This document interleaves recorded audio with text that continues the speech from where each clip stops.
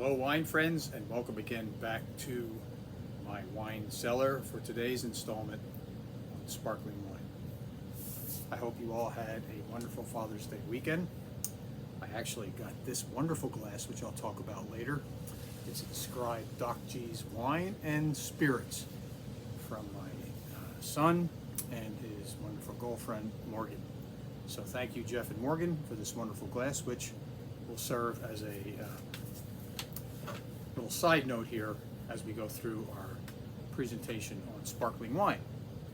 So I decided to do sparkling wine because I felt as the summer's rolling along, we're rolling now toward probably the most festive holiday in our country, in the middle of the summer, the 4th of July. So I figured that I would run you through the whole gamut of some basic information that will help you understand what goes on when you open a bottle of your favorite sparkling wine for the 4th of July, or frankly, for any holiday, any occasion throughout the year. You really never need an excuse to open a nice bottle of sparkling wine. So to begin, what I'd like to do is talk about the process, how this comes to be sparkling wine. I'd like to talk about different names and different information surrounding sparkling wine. I'd like to talk about other odds and ends related to it, food pairings, etc. And finally, to offer you a couple recommendations based on the bottles that you see in front of you. So let me begin by saying that there are two main ways to make sparkling wine. One of them is called the traditional method, or the méthode champenoise, and then there is also what is called the tank method, or the Charmat method. And I'll post some information for you so you can follow up if you're technically interested in the information I'm about to share with you. But it's not easy, so this will take a little longer. It's hard to really simplify the process for how champagne and sparkling wine are made. But allow me to kind of go step by step through it so you understand that what happens in this glass is very special. So to begin, the way that bubbly becomes bubbly is you first start with a still wine. And I'm going to get into the different grapes. We'll do that as we move down the line. But the still wine is fermented just like you're going to make it and bottle it. But it is not then bottled to be sold. The still wine is then bottled in a bottle like this. And what is added then to that is a blend of sugar and yeast. It's literally called liqueur de tirage. And it's this mixture that is put in to the bottle to create what is called secondary fermentation. And if you remember from other chats that the secondary fermentation is when you release carbon dioxide. And it is carbon dioxide that leads to the carbonation or the bubbles that get trapped in the bottle. Each one of these bottles serves as kind of the individual vessel in which the secondary fermentation takes place. Once the secondary fermentation ends, it produces what are called lees, L-E-E-S, which is basically dead yeast. I know it sounds kind of bad, but it actually adds some texture and finesse to sparkling wines made in the méthode champenoise, or the traditional method. So then what happens is, before the final corking, the wines are capped. It's not the final cap. After you go through that process of adding the liqueur de tirage. And the wine then, before the final corking, the bottle goes through a riddling process where it's literally moved and turned and finally turned upside down until the neck is frozen.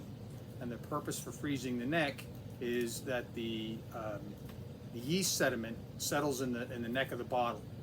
And then when that's frozen, it allows the winemaker to remove the temporary cap and the sediment yeast pops out. That process is called disgorgement, or in French, dégorgement. And if you know anything about French, I told you I love to study languages. I've been a language teacher.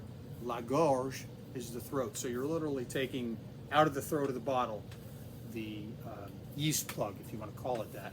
And then the final step then, After the yeast is removed, that's that plug, the winemaker then adds what is called the dosage. It's a French word for adding a tiny mixture of white wine and a little sugar, and that is added, and then it is finally corked, which is it's put in with these large corks and then the wire that you see around it because it's pressurized. That is necessary, or the top would just blow off.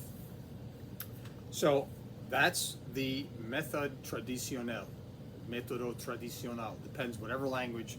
It's the Champagne way of making wine, and we'll talk about that name later because champagne has a special meaning.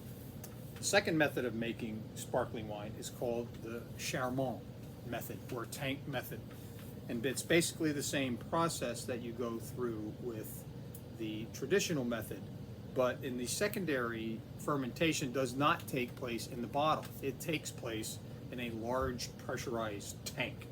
So instead of having to remove the sediment is left in the tank, and then the bottles are finally individually bottled then, but they're already done. They don't have to go through any riddling. They don't have to go through dégorgement.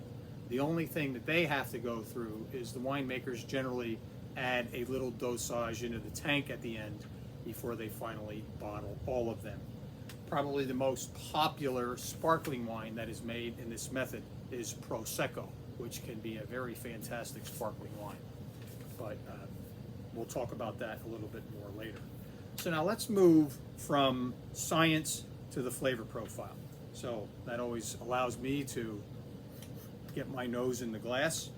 And under the traditional method, which this Gruet, which I'll talk about later, it says right on the front of the bottle, Méthode Champenoise. And the Gruet family, they're from Albuquerque, New Mexico. They are French. And we'll talk about that again toward the end.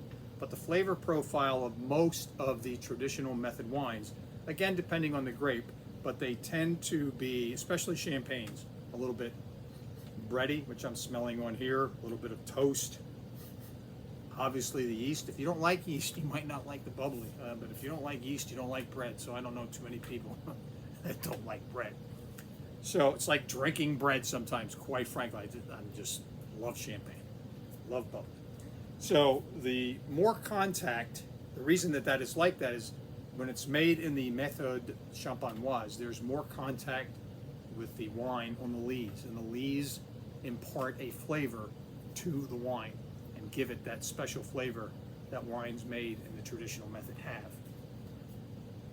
And then in the tank method, the wines tend to be a little bit more fruit forward. There's not as much of that bread, as that nuttiness that's on it. And quite frankly, just because of science, the bubbles are larger and a little bit more coarse.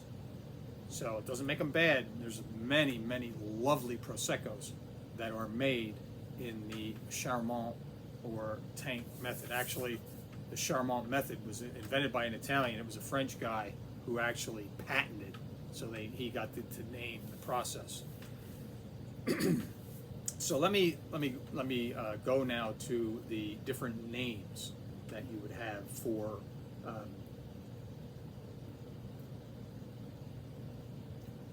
you don't have to squish this one. It does the work for you. So, oh, that's so good. Let's talk about champagne first, because champagne has to be set aside. I don't have any champagnes to share with you here tonight, frankly. I really don't buy them. I buy a lot of wine. They're kind of expensive. I try to save them for very, very special occasions. You're looking at $40 and up just to get into a really low-level bottle of good champagne. So the champagne is generally, it has to come from a region in France called Champagne. It's champagne. And you name French wines by where they come from, not by the name of the grape. So generally in a champagne, it's made in the traditional method as I just described. I was actually, many, many years ago, I took a group of students to France and I actually got to watch them. They turn the bottles, quarter turned. They sit for months in a dark cave. They mark them with chalk. They're very, very serious about what they do in these champagne houses in France. So generally there'll be 3 grapes in a bottle of champagne: Chardonnay, Pinot Noir, and Pinot Meunier. And the last 2 are red grapes. But remember, when you crush the grapes, the juice runs clear. So you're never going to find champagne that is looking like a red wine, although they do make them, and that's not going to be for today. And in the terms of styles of champagne that you may actually run across, if you ever decide to do this, you'll find Blanc de Blanc, which means white from white, which means it's all Chardonnay. You'll see Blanc de Noir. It has no Chardonnay in it generally. It is made from Pinot Noir and Pinot Meunier. And then you'll get your what are called your NV, non-vintage champagnes, which generally tend to have all three grapes, Chardonnay, Pinot Noir, and Pinot Meunier. You can also get rosé champagne, rosé sparkling, and when you find them, they're fantastic. I don't want to really get into that too much because they are made in the same method, but if you really like rosé wine, you'll love rosé bubbly, and I do. I'm not really featuring one here tonight, but I'll take a rosé bubbly anytime. So when you look at and this doesn't only pertain to champagne, this pertains to any sparkling wine. They tend to label them with these funny words that you see in the bottle, like brut or brut, brut nature, sec, demi-sec. Let me just run through for you what that actually means. It refers to the level of sweetness that you're going to encounter when you have the wine. In terms of, basically, if you want it just like it dry, you're going to want to go get a brut. That's what most people buy. If you really like them dry, you can look for a brut nature. I've had some. Sometimes they're too dry, and other times, depending on how it's made, they're really good. I just prefer a straight brut and let it be done. You can also find them sec, which means dry, but they tend to be a little bit sweeter, and then demi-sec. If you remember from an earlier talk, it all comes down to the amount of residual sugar that is in the wine. And I don't want to get too technical with that, but that's really what bases the label that gets put on a champagne, how much residual sugar is left in the bubble. So there are other sparkling wines that are worth talking about besides champagne, because the rest, even in France, if you buy a wine, which I happen to have one here on the table, which I'll talk about at the end, if it's not a champagne in France, if it's not from Champagne, they call it Crémant, because the Burgundy region of France makes some very good sparkling wines. They're called Crémant de Bourgogne. The Alsatian region in France makes some very good sparkling Rieslings, sparkling Pinot Blancs. They're called Crémant d'Alsace. So there's a whole world of what goes on with sparkling wine that's hard to condense into a 15-minute talk here with you. I'll do my best to try to get it all in and add some information for you at the end. So the other sparklings that might interest you as a drinker are the ones that I've said. Ones like this Gruet here, which I'll talk about in a minute. It's just an American sparkling. This Spanish Cava, which I'll talk about in a minute. The bottle will usually tell you the method. Both of the wines that I'm featuring here for you tonight, actually all three of these here on the table, are made in the Méthode Champenoise. I did not bring a Prosecco here tonight. I don't really buy a lot of it. I like it, but I just like the others better. So there are many grapes that can be used. I talked about in Champagne that you use Chardonnay, Pinot Noir, Pinot Meunier. You don't have to use those grapes. You can make sparkling wine from Riesling. You can make sparkling wine, believe it or not, from New Zealand. They make sparkling wine from Sauvignon Blanc. You can make sparkling wine from Chenin Blanc, which is a popular grape in the Loire Valley in France. They call it sparkling Vouvray. It's from the Vouvray region in France. They are fantastic, bone dry, excellent sparkling wines, and generally made in the Méthode Champenoise. And for example, when you talk about Cava, Cava is made from three grapes primarily. The grapes are not important, but I'm going to share them with you anyway because they give a different flavor profile. They are Jarelo, Parellada, and Macabeo, three Spanish grapes. And they generally don't make too much still wine with those grapes. They save them for their Cava production. In Prosecco, Prosecco is not a grape. Prosecco is a type of wine. The grape that goes into Prosecco is Glera, Glera. I'll share some information on that with you later as well. And the other ones just go by the name, which I just outlined for you: Riesling, Chenin Blanc, Sauvignon Blanc. You can make sparkling wine out of Pinot Blanc if you want. It just all comes down to the process and sticking to the process as you go through. So I do want to make a side note here about this little glass. Let me, people go, well, where's the wine flute? I go, well, wine flutes are okay. If you have them, don't throw them away. But I'm going to tell you what, drinking wine out of a glass like this allows you to get, oh, the bread aroma here is fantastic.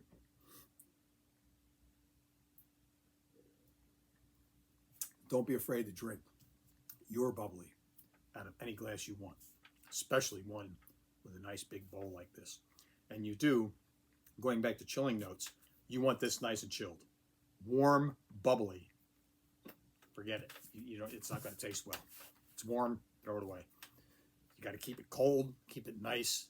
You don't mind your glass frosted when you're drinking your bubbly. You can let it warm up just a little bit, but really not too much. It's just not gonna, it's gonna get funky. So let's talk about food pairing with these wonderful wines. You see before me, bowl of popcorn. I'll tell you what, one of the best wine pairings is bubbly and popcorn. Bubbly and a bag of salty potato chips. You gotta love it. You just take the salt on that popcorn, the butter, butter and bubbly. You gotta be kidding me. That's a cliche.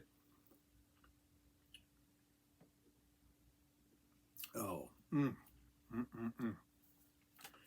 In addition to that, in all seriousness, sparkling wine outside of red meat, outside of heavy Italian meatballs and spaghetti. I mean, you could get away with a pizza if you could use a white one. Stay away from red sauce. This goes fantastically with all kinds of shellfish, oysters, clams, shrimp, white meats, pork. You name it, you could have a bottle of bubbly with it. And you know what I'm going to say now, don't you? It's also really great just with a glass.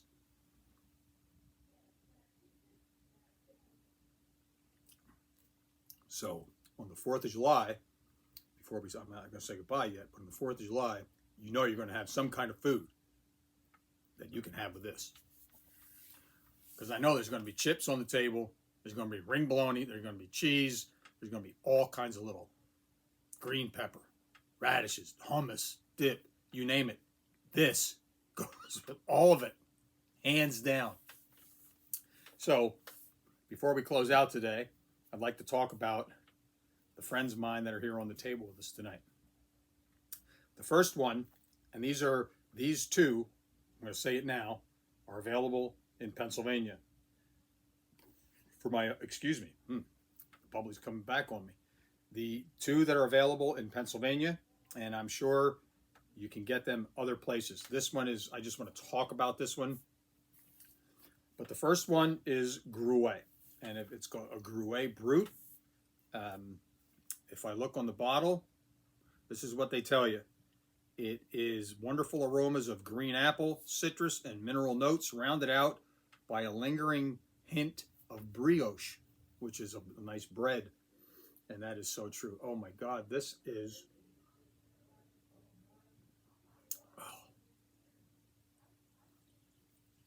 I'm sorry, I'm speechless. It is so good. So, and you can get this about $15 to $20 a bottle. Got to look for it, goes on sale. And it is called an American Sparkling Wine Brut Gruet, made in Albuquerque, New Mexico, by French people. Buy some. And the next one, I'm going to actually empty my glass here.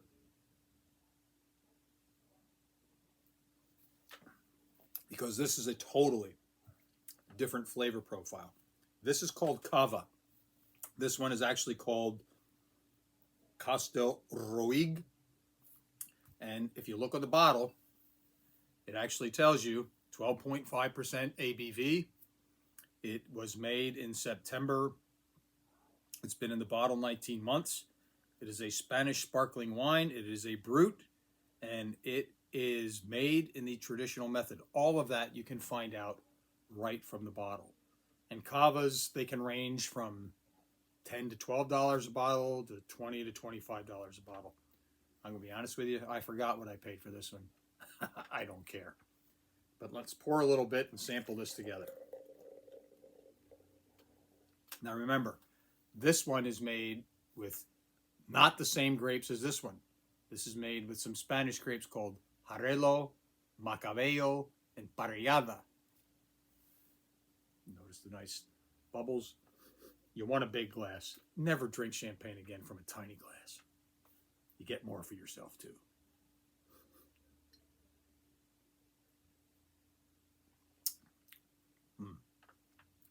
Now, unlike that one, this combination does not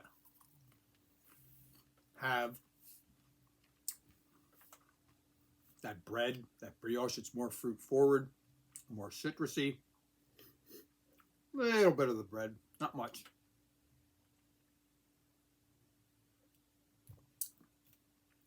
Still good washing down popcorn. So whatever you want to do with this one, you can do with that one, because they're all good. It's really hard to find bad sparkling unless you're going to buy Andre Cold Duck. Good luck with that. So with that, I would like to not end, but at least give you a little bit of, let's go back to the champagne. And if you remember, this is a French one. It's called Louis Bouillot. It's available at Total Wine. And this is a Crémant de Bourgogne. And it doesn't really tell you on the bottle, and I didn't read the notes, but it is a French sparkling wine. It definitely has Chardonnay in it. My guess is I've had this one. It has some Pinot Meunier in it, and I'm pretty sure it has some Pinot Noir in it. That's $24 a bottle. Crémant de Bourgognes can also run you anywhere from $25 and higher. So my advice to you for the 4th of July, buy a bag of chips, pop some popcorn, go stock up on some of these bubblies, and get ready to celebrate America's holiday. So until our next time,